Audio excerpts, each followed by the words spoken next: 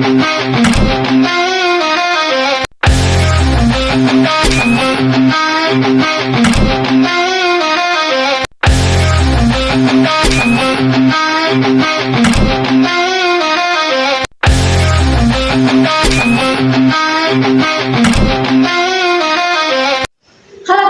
selamat datang di Airport Eprin Podcast.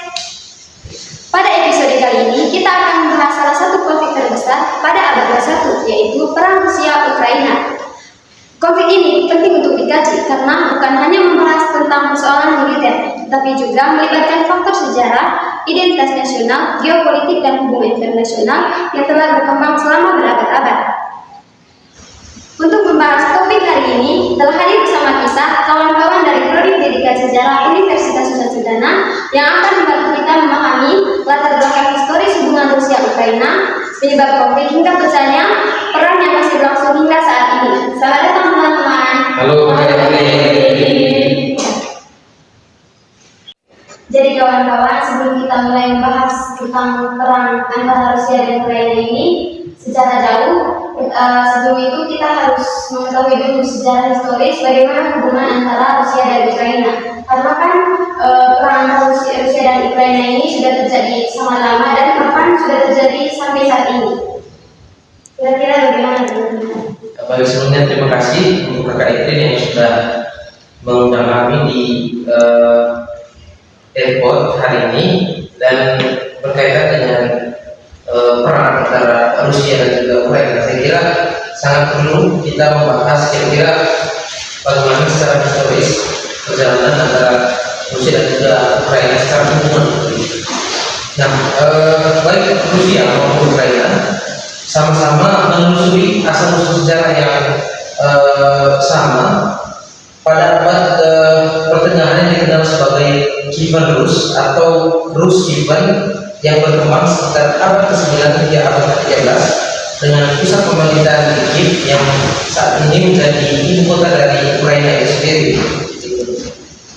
Banyak sejarawan menganggap bahwa Kievan Rus merupakan cikal bakal peradaban bangsa-bangsa Slavia Timur seperti Rusia, Ukraina, juga Belarus.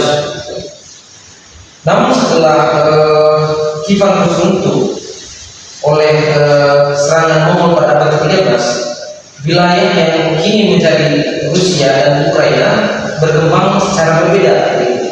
Jadi setelah pembantaian oleh bangsa Mongol pada abad ke-13 itu, antara Rusia dan juga Ukraina memiliki perkembangan yang berbeda. Wilayah Rusia berkembang di bawah kepanggilan Moskow yang kemudian menjadi Kekaisaran Rusia. Sementara sebagian besar wilayah Ukraina berada di bawah pengaruh Polandia dan Lituania dan kemudian Kekaisaran Rusia. Lalu akibat proses sejarah yang berbeda tersebut, identitas, budaya, dan juga bahasa Ukraina berkembang secara tersendiri meskipun memiliki banyak sekali kesamaan dengan Rusia. Itu terkait. Baik, terima kasih. Terus, jadi apakah Ukraina dan pernah menjadi bagian dari Rusia? Ya, sebagian besar dari wilayah Ukraina pernah menjadi bagian dari Kekaisaran Rusia sejak abad ke-18. Kemudian setelah revolusi Rusia pada tahun 1917 dan perang saudara yang menyusul, Ukraina menjadi salah satu republik pendiri dari Uni Soviet pada tahun 1922 dengan nama Republik Sosialis Soviet Ukraina. Selama hampir 70 tahun berikutnya, Ukraina menjadi bagian dari Uni Soviet bersama Rusia dan juga republik-republik lainnya. Begitu terkaitnya. Baik, terima kasih kepada Kak Ami yang sudah menjelaskan secara singkat, padat, dan jelas mengenai hubungan historis antara Rusia dan Ukraina. Selanjutnya, kira-kira kapan Ukraina menjadi negara merdeka? Baik, saya akan menjawab pertanyaan dari Pak Edwin, yang dimana pertanyaan kapan Ukraina menjadi negara merdeka. Nah, Ukraina memperoleh kemerdekaan pada tahun 1991 ketika Uni Soviet runtuh. Pada tanggal 24 Agustus 1991, Parlemen Ukraina mendeklarasikan kemerdekaan. Selanjutnya, pada referendum tanggal tanggal 1 Desember 1991, sekitar 92% rakyat Ukraina itu mendukung kemerdekaan tersebut. Namun hasil referendum ini menunjukkan dukungan yang sangat kuat terhadap berdirinya negara Ukraina yang berdaulat. Baik, terima kasih. Lalu setelah merdeka, hubungan Rusia dan Ukraina apakah tetap baik? Memang betul, pada awalnya hubungan kedua negara tersebut relatif stabil. Namun seiring berjalannya waktu, muncul perbedaan orientasi politik, yang dimana sebagian masyarakat Ukraina ingin mempererat hubungan dengan Eropa Barat dan Uni Eropa. Tetapi di sisi lain juga, Rusia ingin mempertahankan pengaruhnya terhadap negara-negara bekas Uni Soviet, yaitu termasuk Ukraina. Nah, dari situ munculnya perbedaan arah politik yang perlahan menimbulkan ketegangan antara kedua negara. Lalu teman-teman, selama ini saya mendengar isu bahwa kalau NATO itu sering disebut sebagai salah satu faktor penting dalam konflik perang antara Rusia dan Ukraina. Kira-kira mengapa begitu? Ya, memang betul, NATO sering disebut sebagai salah satu faktor penting dalam konflik ini. Jadi NATO itu merupakan aliansi pertahanan negara-negara Barat. Setelah berakhirnya Perang Dingin, beberapa negara bekas blok Soviet bergabung dengan NATO. Rusia melihat perluasan NATO ke arah timur sebagai ancaman terhadap keamanan nasionalnya. Sementara itu, sebagian pemimpin Ukraina memandang NATO sebagai jaminan keamanan dan perlindungan dari kemungkinan tekanan Rusia. Perbedaan pandangan inilah yang memperbesar ketegangan antara Rusia dan Ukraina selama 2 dekade terakhir. Lalu apa yang dilakukan Rusia setelah pemerintahan Ukraina berubah? Baik, terima kasih atas pertanyaannya. Jadi saya akan menjawab. Nah, tidak lama setelah jatuhnya pemerintah Yanukovych, Rusia mengambil alih semenanjung Crimea, dan pada Maret 2014 Rusia mengadakan referendum di Crimea dan kemudian mengumumkan aneksasi wilayah tersebut. Dan sebagian besar negara anggota Perserikatan Bangsa-Bangsa tidak mengakui hasil referendum tersebut dan tetap menganggap Crimea sebagai bagian dari Ukraina. Lalu mengapa Crimea begitu penting bagi Rusia? Ya, karena Crimea memiliki posisi strategis di Laut Hitam. Nah, di kota Sevastopol terdapat pangkalan utama armada Laut Hitam Rusia yang memiliki nilai militer dan geopolitik yang sangat penting bagi Rusia. Lalu selain Crimea, konflik juga terjadi di wilayah Donbas. Apa penyebabnya kira-kira? Ya, setelah peristiwa Crimea, kelompok separatis pro-Rusia muncul di wilayah Donetsk dan Luhansk yang dikenal sebagai kawasan Donbas. Nah, mereka menolak pemerintahan baru Ukraina dan mendeklarasikan wilayah mereka sebagai republik yang merdeka. Dan setelah itu, pemerintah Ukraina kemudian mengirim pasukan untuk mengendalikan wilayah tersebut dan sejak tahun 2014 terjadilah perang berkepanjangan di kota Donbas dan menewaskan ribuan orang. Oke, baik Kakak Edrin.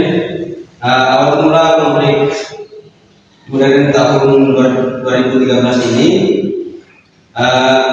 banyak ahli-ahli menyebut tahun 2013 ini sebagai awal konflik modern. Pada tahun 2013 ini, Presiden Ukraina saat itu sedang mempersiapkan perjanjian kerjasama dengan Uni Eropa. Namun pada November 2013 yang membatalkan rencana tersebut setelah melakukan pembicaraan dengan Rusia. Keputusan itu memicu demonstrasi besar-besaran di Kiev yang dikenal sebagai Euromaidan atau Revolusi Martabat. Demonstrasi ini menuntut integrasi yang lebih dekat dengan Eropa, reformasi politik dan pemberantasan korupsi. Lalu apa hasil dari demonstrasi tersebut? Hasil dari demonstrasi tersebut, setelah berlangsungnya selama berbulan-bulan, menimbulkan korban jiwa dan kemudian kehilangan kedewasaan. Bagi banyak warga Ukraina, peristiwa ini dianggap sebagai revolusi demokratis. Namun, Rusia memandang pergantian pemerintahan tersebut sebagai ancaman terhadap kepentingannya di Ukraina. Jika konflik sudah dimulai sejak 2014, mengapa Rusia melakukan invasi besar-besaran pada tahun 2022? Oke, baik, terima kasih. Sebenarnya, menurut saya pada akhir tahun 2021 Rusia menempatkan ratusan ribu tentara militer sekitar di perbatasan Ukraina. Kemudian pada tanggal 24 Februari tahun 2022 Presiden Rusia Vladimir Putin mengundang operasi militer khusus terhadap Ukraina, dan Rusia menyatakan bahwa tindakan tersebut dilakukan untuk melindungi masyarakat di Donbas dan mencegah ancaman keamanan dari NATO. Dan sebaliknya, Ukraina dan negara-negara tetangga melalui tindakan tersebut, Rusia sebagai invasi terhadap negara yang berdaulat. Jadi, apakah perang ini hanya disebabkan oleh NATO? Kalau menurut saya, perang ini hanya disebabkan oleh NATO itu tidak, karena sebagian besar sejarawan dan analisis hubungan internasional melihat perang ini sebagai hasil dari berbagai faktor yang saling berkaitan. Faktor yang paling pertama itu barisan sejarah Rusia dan Ukraina. Yang kedua, persaingan geopolitik Rusia dan Barat. Dan yang ketiga, penguasaan NATO. Dan yang terakhir itu konflik Donbas sejak tahun 2012. Kawan-kawan, tadi kita sudah membahas panjang lebar mengenai perang antara Rusia dan Ukraina yang begitu sangat panjang yang terjadi hingga saat ini. Sekarang kita akan masuk ke pertanyaan selanjutnya. Sebagai mahasiswa sejarah, kira-kira pelajaran apa yang bisa kita ambil dari perang antara Rusia dan Ukraina ini? Ada beberapa pelajaran penting yang bisa kita ambil dari konflik malam ini. Yang pertama, konflik internasional seringkali terjadi tidak secara tiba-tiba, tapi melalui akar sejarah yang panjang, mulai dari hubungan atau apapun itu. Yang kedua, identitas nasional dan memori sejarah dapat mengaruhi kebijakan politik dari suatu negara. Yang ketiga, runtuhnya Uni Soviet pada tahun 1991 ternyata belum sepenuhnya menyelesaikan persoalan geopolitik di kawasan Eropa Timur. Perang Rusia dan Ukraina menunjukkan bagaimana sejarah masa lalu masih mempengaruhi hubungan internasional hingga hari ini. Begitu pertanyaannya. Baik, terima kasih kawan-kawan yang sudah berbincang sama-sama dengan saya hari ini membahas mengenai perang Rusia dan Ukraina. Sama-sama, Pak Petri. Terima kasih semuanya. Pada kesempatan ini juga saya akan mengambil kesimpulan dari pembahasan panjang kita hari ini mengenai perang Rusia dan Ukraina. Jadi dapat disimpulkan bahwa akar konflik Rusia-Ukraina tidak dimulai pada tahun 2022, melainkan berawal dari hubungan sejarah yang panjang sejak masa Kiev, kemudian berkembang melalui masa kekaisaran Rusia, Uni Soviet, kemerdekaan Ukraina tahun 1991, revolusi Euromaidan tahun 2013 sampai 2014, aneksasi Crimea hingga perang di Donbas yang akhirnya berkembang menjadi invasi besar Rusia pada tahun 2022. Terima kasih kepada kawan-kawan pemirsa yang telah menyaksikan podcast hari ini tentang